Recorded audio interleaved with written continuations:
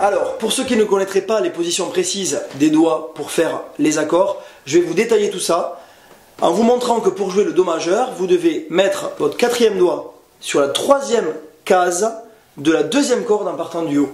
C'est un petit peu studieux. Le troisième doigt va venir sur la deuxième case de la troisième corde. Et enfin, votre deuxième doigt ici va venir sur la première case de la corde Si, l'avant-dernière corde, la cinquième corde en partant du haut. Ainsi, vous allez jouer uniquement des Do, des Mi et des Sol, trois notes qui forment l'accord parfait de Do majeur. Je vous remontre et vous donne un indice pour travailler. Vous relâchez votre main, vous reposez comme suit. Vous relâchez votre main, vous reposez de manière à ce que ça devienne automatique. Pour le Sol majeur, je vous propose de prendre le quatrième doigt, de le décaler sur la première corde, troisième case. Votre troisième doigt, de le décaler sur la deuxième case, deuxième corde. Et le petit doigt va venir se mettre ici sur la troisième case de la dernière corde, la corde de Mi, la sixième corde. Vous avez les notes Sol, Si, Ré qui forment l'accord parfait de Sol majeur. Petit tuyau pour bien travailler l'enchaînement, relâchez le Do, venez au Sol, le Do, le Sol.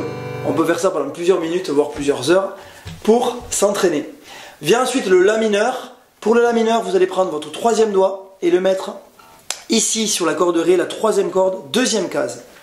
Le quatrième doigt va venir à côté sur la deuxième case de la corde suivante. Et enfin, votre deuxième doigt va venir là encore sur la première case de la cinquième corde en partant du haut, La mineur, beaucoup plus mélancolique. Là aussi, travaillez l'enchaînement, Do, j'enlève, Sol, j'enlève, La mineur, j'enlève. C'est en répétant ces gestes que vous parviendrez à exceller dans l'enchaînement des accords. Il vous reste pour terminer à apprendre le redoutable Fa majeur. Redoutable parce qu'il doit utiliser ce qu'on appelle un barré.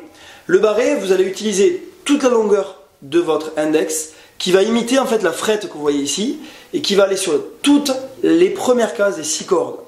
Il faut bien appuyer dessus, ça fait un petit peu mal au début mais on s'y fait, rassurez-vous. Ensuite vous allez prendre les doigts numéro 4 et 5 et les mettre sur les troisième cases des cordes 2 et 3. Un petit peu difficile. Puis le troisième doigt va venir se greffer sur la deuxième case suivante de la quatrième corde. Ainsi en jouant vient le Fa majeur. On relâche et on remet son barré en prenant avec son pouce la basse et les autres cordes. Vous pouvez aussi le faire d'une autre manière, sans prendre la basse, en gardant ses doigts sur les troisième case, deuxième case, et le dernier doigt, l'index, va prendre les deux premières cases ici. C'est peut-être un petit peu plus facile, je conseille ce doigté-là aux débutants. Après le Fa, il ne vous reste plus maintenant qu'à enchaîner le Do majeur, le Sol majeur, le La mineur et le Fa, et à vous entraîner à les faire dans le désordre. Par exemple, La mineur, Fa, Do, Sol. Ainsi, en mélangeant tous ces accords, vous pourrez retrouver des centaines voire des milliers de chansons qui ont déjà été créées et pourquoi pas inventer la vôtre.